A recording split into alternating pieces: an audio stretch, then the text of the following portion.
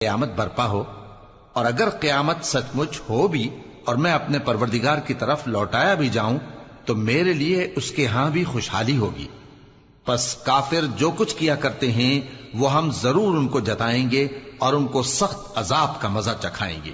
اور جب ہم انسان کو نعمتوں سے نوازتے ہیں تو وہ منہ موڑ لیتا ہے اور پہلو پھیر کر چل دیتا ہے، اور جب اس کو تکلیف پہنچتی ہے تو لمبی چوڑی دعائیں کرنے لگتا ہے۔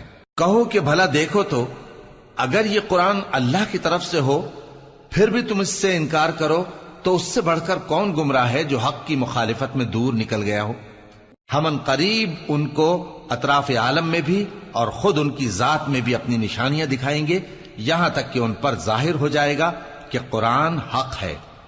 کیا تم کو یہ کافی نہیں کہ تمہارا پروردگار ہر چیز سے خبردار ہے؟ دیکھو یہ اپنے پروردگار کے روبرو حاضر ہونے سے شک میں ہیں۔